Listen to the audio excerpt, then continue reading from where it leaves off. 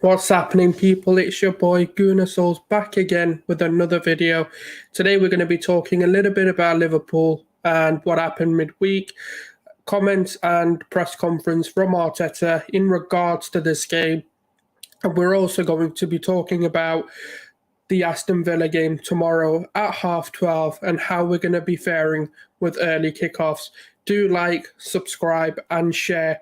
Let's get right into it.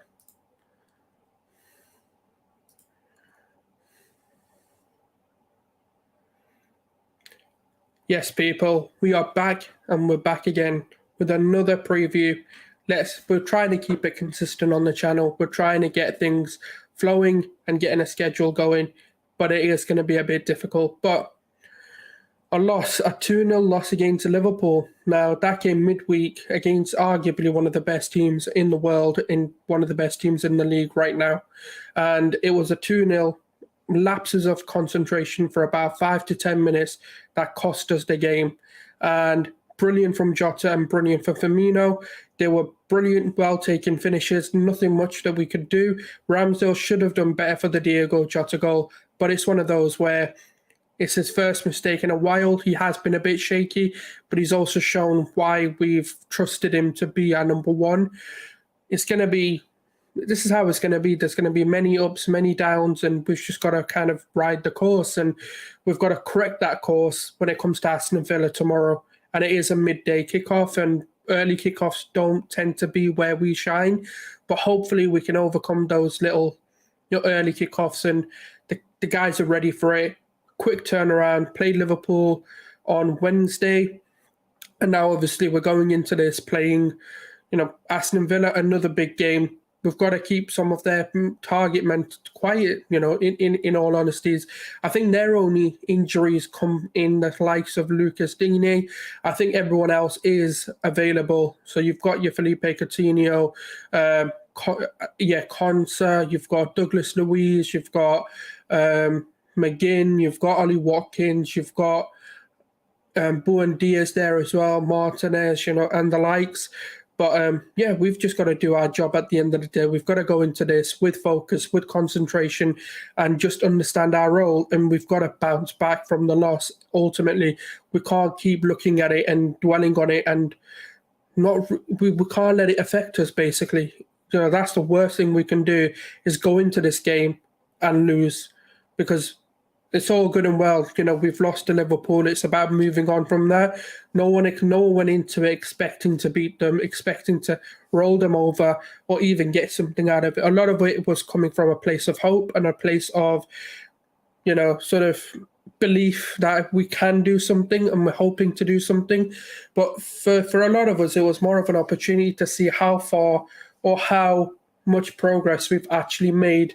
And the reality is we're still far away from them. If we had a potent number 9, if we had a midfielder who could be a little bit more creative to allow, Odegaard a bit more space, it would have been better for us. But, the left-hand side could have done better in terms of the chances they got, the space they were able to maneuver in, and also take opportunities whilst they were there, because Klopp isn't an idiot. He's going to go in half-time and change things up. Now, we've got two sort of...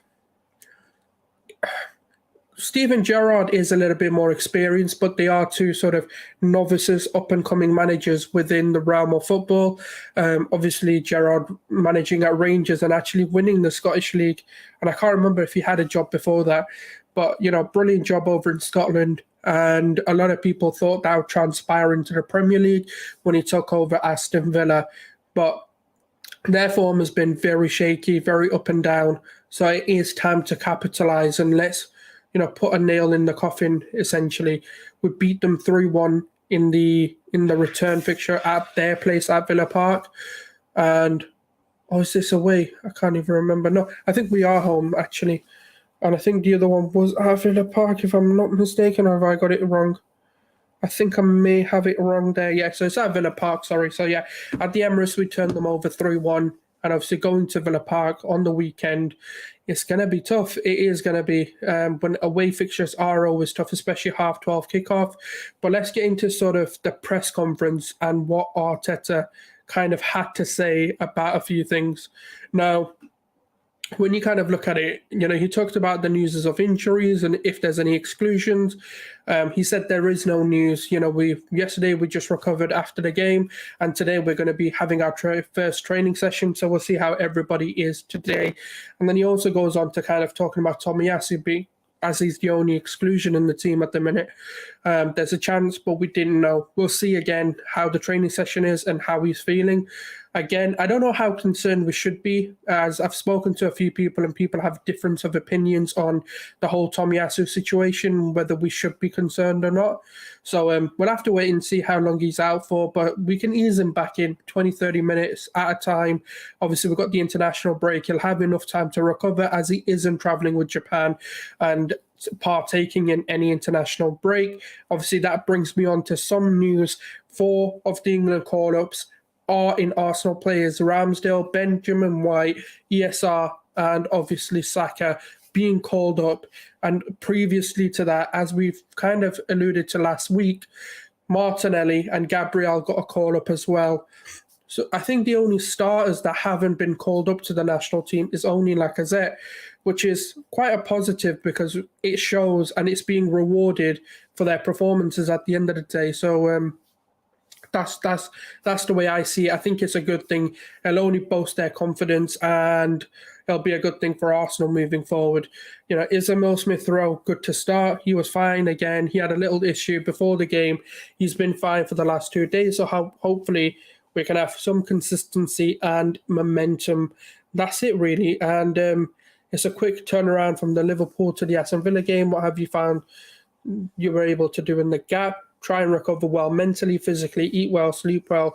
Yesterday, just time for recovery. Yeah, just your standard stuff there. And then obviously the big controversial thing about the whole unfair scheduling.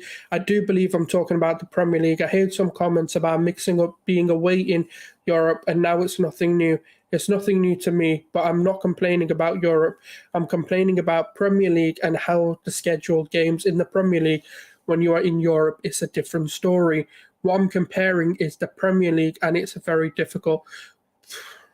I don't know. I don't really know what to make of it. I mean, for me, you just kind of got to get on with it. I understand the whole thing. Obviously, playing Chelsea and then turning over and playing Man United in the same week, which is both top 4 competitors. As much as Chelsea fans may disagree, it puts a huge advantage on Manchester United to kind of take some points away. So you have to do it again. Chelsea and Man United next month. Yeah, we've been only team that have been scheduled like that. I'm not talking about Europe because some of those teams are going to be involved in Europe. We have 4 players in the England squad. Very happy, standard. What do you put it down to? Do you Ramsdale's the best goalkeeper? He's there now. He's been fighting for a place, knowing Aaron, he's going to be pushing very hard, and it's one of his biggest dreams.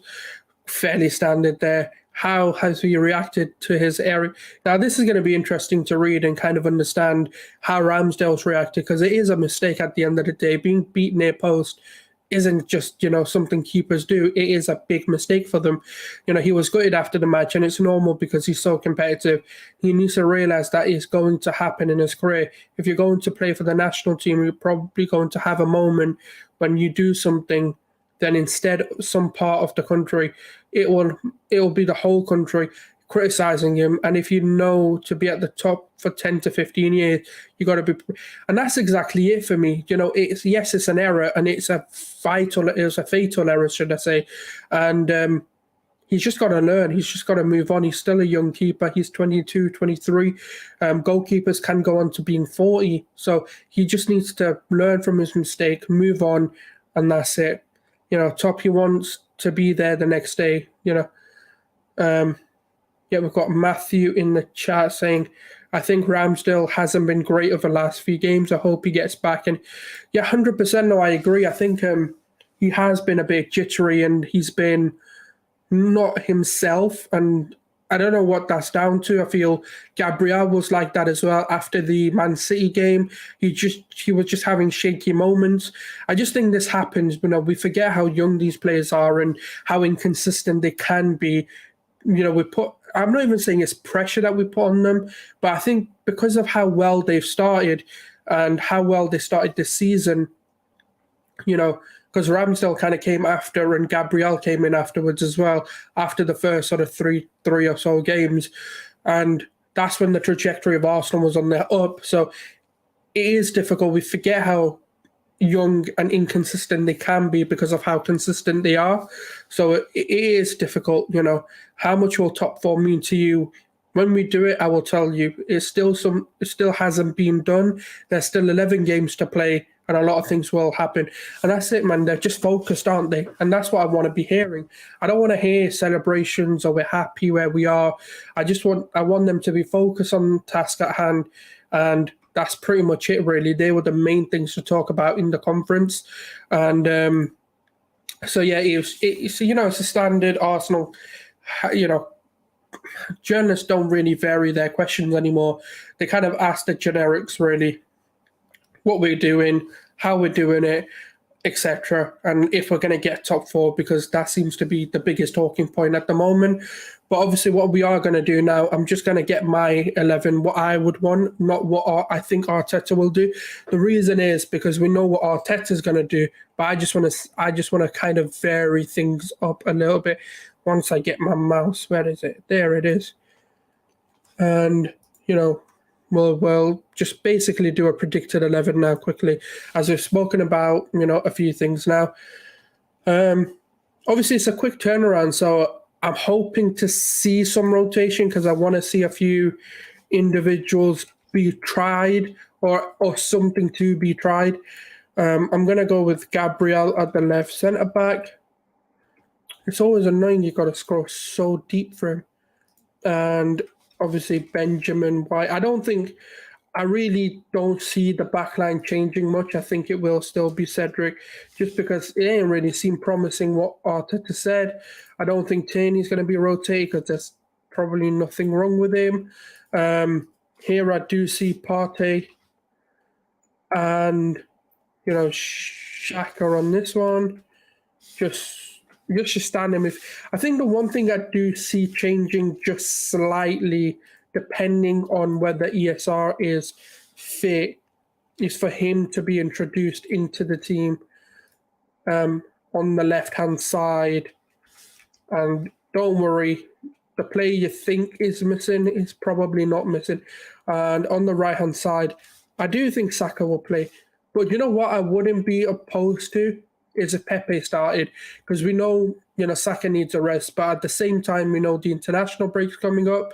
So will he just go for a starting 11? But you know what I want to see? This is what I just want us to try against Aston Villa. We know Villa are going to come for us. We know they're going to try and beat us. We've got this weird sense of rivalry with them because we didn't give them ESR. Whatever. It is what it is.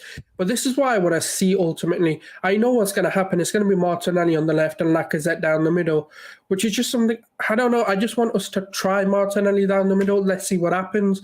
I know people are going to say it's a game we need to be winning, so why take the risk? But for me, it's got to happen at some point. At some point, we've got to trust Martinelli to just be able to do it.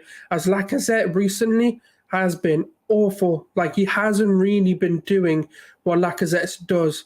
And, I just want to give it a go. Let's get a potent striker there, someone who's got the ability to finish. And ESL is more than capable of holding that left-hand side. So I just want to see something being done just to try and get those goals that might be costing us games. So that's going to be my 11. So just to run it through, Ramsdale in there, Benjamin White and Gabriel, Cedric Tierney, Partey, Xhaka, Odegaard. So that sort of core is going to be the same. I don't think that's going to change. I don't see El Neni coming in because there's no need for him to come in. Lokonga won't be coming in. I just don't see it happening. And there is the midfielder, and we've got basically my makeshift, strike, and that is ESR, Martinelli, and Saka. So that's what I'm going to go for the 11. Now, what I do think, how this game's going to go is it's going to be a tough game. I don't think we're going to absolutely smash them. I just think with the turnaround from Wednesday to tomorrow, tomorrow morning, actually, should I say as well, it's 12:30. Going to be rough because I got Top Boy to watch as well. So that's going to be interesting how I fare, how tired I am. But luckily, I did have today off, so I got to rest up a bit, I guess. But yeah, I'm looking forward to it. I think with us, it's about locking Coutinho off for me and how well we deal with him. Because if we can cut the supply from Coutinho, making sure he doesn't get the time and space to pick passes, to take shots, we should be good. We should actually be doing well for ourselves, and that's the key for me, anyways, and how we could do this. So it all just comes down to kind of how we stop that threat. So I don't know what that. Yeah, it's just coming down to kind of how we stop him and how we can stop him from doing what Coutinho does. Because you know what it is? It's weird because he hasn't done well at Bayern Munich. He hasn't done well at Barcelona. But some players just suit certain leagues and certain leagues suit them. And Coutinho is one of them. Coutinho needs the Premier League, and the tempo and the pace of it to really excel. And Ollie Watkins is no mug. As much as he doesn't score, he may not be potent, he may not be a deadly finisher, but he is a good striker. He can cause problems. They've got Danny Ings as well, who can cause a lot of issues. He's physical. I'm not saying we can't keep up or cope with it, but it is going to be something which we need to be wary of, and we need to be kind of understanding that these things are going to happen. And for me, ultimately, it's about stopping that. And for me, I'm going to go with it's not even a confident one, really. It's going to be a 2-1. I just don't see this being a game where we annihilate an opponent just because, again, I know people are going to use, you can't use the break as an excuse, but we don't have enough of a break. We're probably going to use the same 11. I do want some rotation, I'm not going to lie. I remember talking on other podcasts and other shows as well about, what game would I change things in? And today's the tomorrow fixture is the one I would, because for me, it makes the most sense to change. But yeah, that's going to be my match prediction. So what I'm going to say, finally, my score predictions are 2-1, and the scorers are going to be, it just depends on who starts. But I think Martinelli and Smith Rowe will get a goal. I hope to see that 11. I'm not going to lie, that's the 11 I want to be seeing, and I'm hoping to get that. But we know Arteta, he likes to keep things simple, especially this season, so it'll be interesting. But if you guys are watching on replay, or if you're watching live, drop your score predictions, who you think's going to score, and, let's get back to winning. Let's get back to winning. Let's get top 4, because for the first time we can actually believe, without being lunatics, that we can actually get it. There's nothing stopping us from getting top 4. So let's do that. This has been Gunnar Souls. I'm going to watch some Top Boy now. Thankfully, no one's ruined it for me as of yet. Hopefully, I don't get spoilers, but that's going to be the match preview. And yes, there will be a match review. I'm not sure whether I'll do it tomorrow or whether I'll do it on Sunday, but that will also be coming within the next sort of 2 days. And then the following week, I am going to try and pump a bit more content, as Arsenal aren't playing. So we're going to do podcast type. So I'm going to try and get some people involved and do some shows. One of the ones I wanted to see has the project banged. And the reason for that is I just want to see how far have we come, or what we need to do moving forward to kind of secure this project and see how we can move forward from there. And obviously if you guys have got any suggestions or anything, they'll be more than welcome. And we'll just be talking a bit more about Arsenal. I might do a Barcelona related content just to see the whole Xavi revolutionary of Barcelona, bringing the DNA and the philosophy back. So that's going to be a different type of content for you. And yeah, if you do follow me on Twitch, there might be a few sort of chill gaming sessions just where I play random games and simulations. So yeah, do follow me on there. But thank you very much for tuning in. It's been your boy, Gunnar Souls. Cheers.